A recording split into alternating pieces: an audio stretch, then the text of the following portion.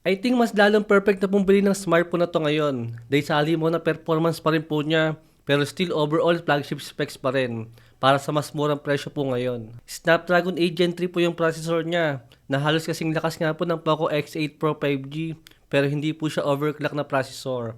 Na same nga po ng Poco X8 Pro 5G. Dito sa may build niya, mas premium po ito guys, dahil naka-glass back nga po siya, saka metal frame. At syempre, literal po na flagship na display. Forma pa lang po ng camera niya, tatalunin na po lahat ng Ninja sa Konoha. Then naka-sharingan nga po yung camera module niya. Then sa battery, wala pa rin bitin to guys, dahil naka 6550 mAh siya battery siya with 90 watts sa charger. Guys, para po sa may around 15,000 na presyo sa panahon ng sale. Actually, naging 13,000 pa nga po siya. Eh di hamak na mas pipiliin ko na po ito kaysa po sa may Redmi Turbo 5 aka Poco X8 Pro 5G kung overall specs po ang pag-uusapan natin. At kakarating nga lang din po pala guys ang in-order ko nga po na Poco X8 Pro 5G. Pipili na ako ng mananalo ng smartphone na to, kaya make sure po na papanoorin nyo rin po yung review natin ng Poco X8 Pro 5G. Malay mo, mapasayo po ang smartphone na to. Actually, si Redmi K80 sana talaga yung papag-giveaway ko. Pero dahil nga mas hype si Poco X8 Pro noong nakaraan, ito na lang po yung papag-giveaway natin. Tapos ibebenta ko nga po si Redmi K80. At bago tayo mamili ng winner ng smartphone na to, isang mabilis na non-stop gaming lang guys. Para malaman pa rin natin kung gaano pa rin bang kasulit ang smartphone na to ngayon. Starting po guys sa may 2 hours po na Genshin Impact.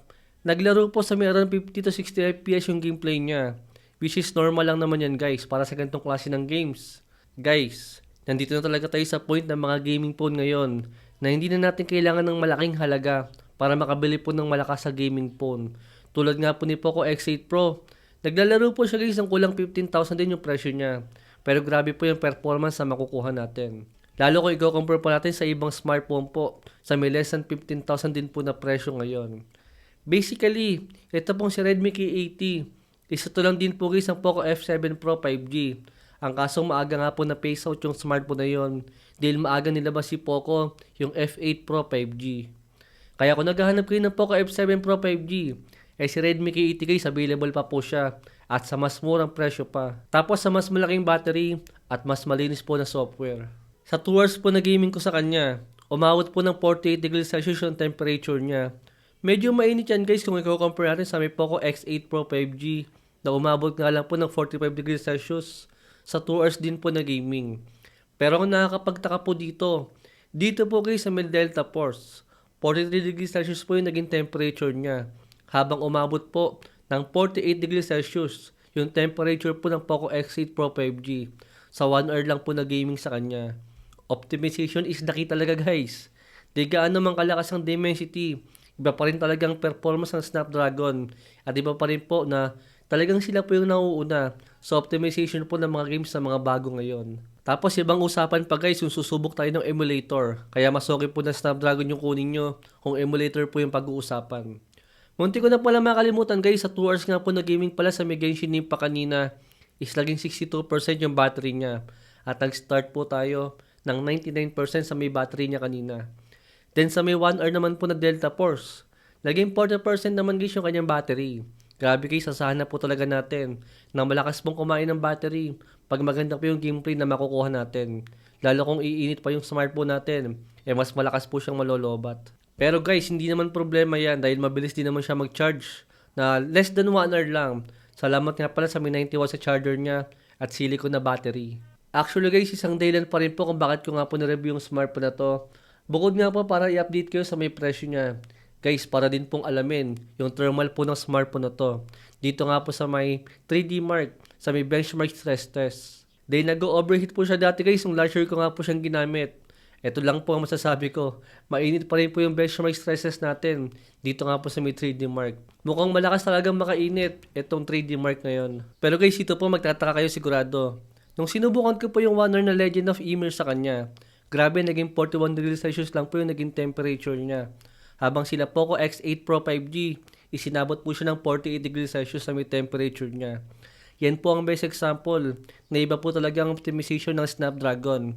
Compare nga po sa may Dimensity, kahit pa magkasing lakas po sila ng Antutu score. Alam ko hindi natin pwedeng gawing basihan nga po ang Antutu score. Kaya nga po nagpapakita rin po kami ng gaming test. Dahil ibang usapan po talaga pag actual gaming na po yung titingnan natin. Then sa may battery po niya, 20% po yung nabawas sa kanya sa isang oras nga po na gaming. Take note, naka-mobile data pala tayo simula pa kanina sa may Genshin Impact. Kaya para sa akin maganda pa rin po talaga ang Snapdragon 8 Gen 3 ngayon. Ngayon nga pong 2026. Lalo pat luma na nga po siya dahil 2024 pa po nilabas yung processor po na yan. Pero yung performance po na makukuha natin ay napakaganda pa rin. Tapos yung smartphone po na meron ganitong klase ng processor, mura na rin po guys. Saka sa dami ko rin po nagamit na Redmi ng mga smartphone. Madalang po kung makakita guys na meron po tayong option sa may resolution niya. Dito nga po sa may settings. Madalas guys nakapix na po sila sa may 1.5K or sa may 1080p resolution.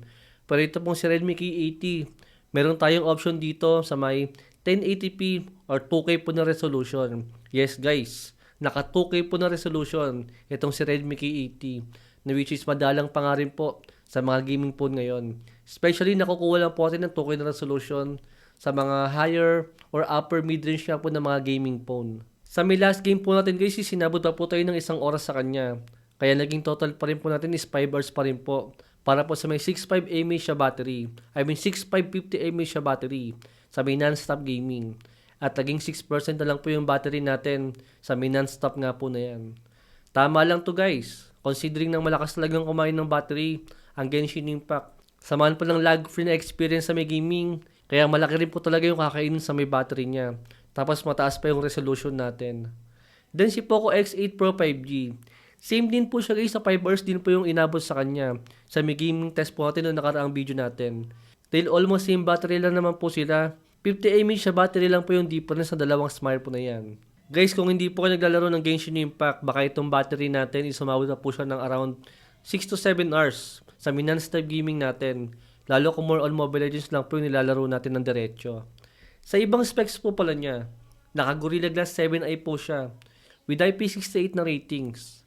Naka 2 GB RAM, UFS 4.0 na storage type. Yes guys, naka dual speaker din po yan. At dual camera na merong 50 megapixel main at 8 megapixel na ultra wide. At 20 megapixel po na front selfie camera. Meron po tayong link ng smartphone niya sa may description. Hintayin nyo lang po sa may panahon ng sale guys. Dahil dun nga po siya murang bilhin ngayon. Yun lang po. Thanks for watching.